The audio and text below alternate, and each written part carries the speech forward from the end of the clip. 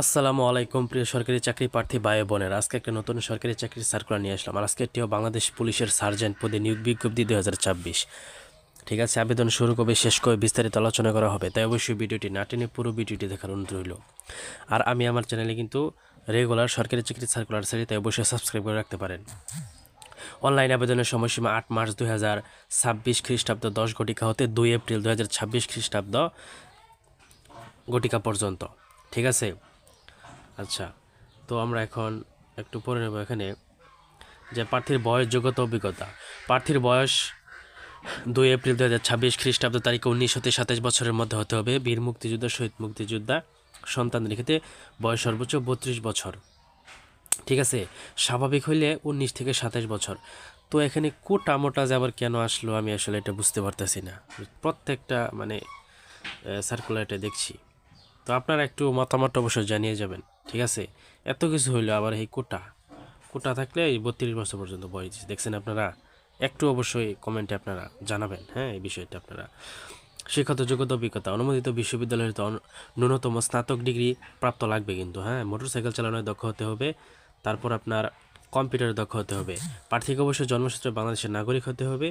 বৈবাহিক অবস্থা প্রার্থীকে অবশ্যই অবিবাহিত হতে হবে, তালাক মালাক হবে না। ঠিক আছে, তারপর কোটায় প্রার্থী নিয়োগের ক্ষেত্রে জনপ্রশাসন মন্ত্রণালয় তারিখে অনুসরণ করা হবে। প্রার্থীর শারীরিক মাপ, উচ্চতা 5 ফুট 8 ইঞ্চি লাগবে আপনার। নারী হচ্ছে 5 ফুট 4 ইঞ্চি। বুকের মাপ হচ্ছে 32-34, পুরুষদের ক্ষেত্রে, মেয়েদের ক্ষেত্রে প্রযোজ্য নয়। আচ্ছা, ওজন বয়সের সাথে অবশ্যই ইয়ের সাথে উচ্চতার সাথে সম্পর্কিত। আর 206। শারীরিক মাপ ও কাগজপত্র যাচাইকরণ, শারীরিক সক্ষমতা যাচাই পরীক্ষার জন্য অনলাইন আবেদনের নিয়মাবলী। নিয়মাবলী এখানে দেওয়া আছে, আপনারা করে নেবেন, অথবা আপনারা ইউটিউবে অনেক ভিডিও আছে সেটা থেকে আবেদন করতে পারেন।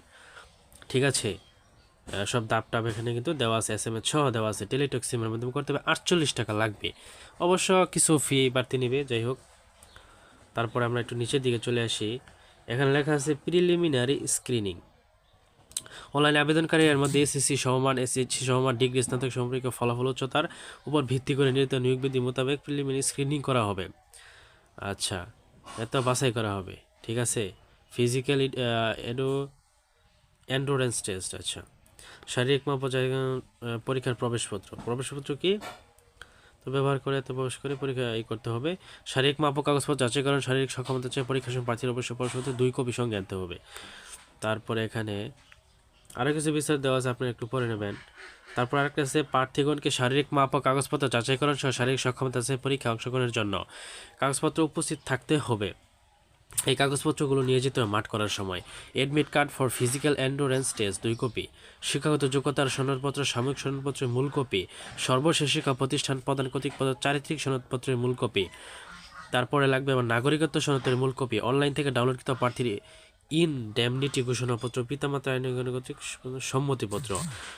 তারপরে প্রার্থীর জাতীয় পরিচয়পত্রের মূল কপি। আচ্ছা, সরকারি গ্যাজেটেড কর্মকর্তাকে সত্যায়িত 3 কপি সদ্যতলা পাসপোর্ট সাইজ রঙিন ছবি। আচ্ছা, তারপর হচ্ছে আপনার, আচ্ছা আর দিলাম না। তারপর হতে আছে আপনার ক্ষুদ্র নিগোষ্ঠীর ক্ষেত্রে, আচ্ছা বাদ দিলাম।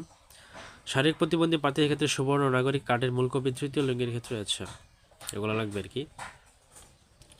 তারপর এদিকে যদি আমরা একটু পড়ি, তাহলে আপনারা দেখতে পাচ্ছেন কম্পিউটার প্রশিক্ষণে আমরা সার্টিফিকেট দেখাতে হবে। তারপর মোটরসাইকেল ড্রাইভিং লাইসেন্স দেখাতে হবে। আচ্ছা, লিখিত মনস্তাত্ত্ব, কম্পিউটার দক্ষতা, বুদ্ধিমত্তা, মৌখিক পরীক্ষা অংশগ্রহণের জন্য নিয়মাবলী একটু দেওয়া আছে, আপনারা একটু বিস্তারিত পড়ে নেবেন।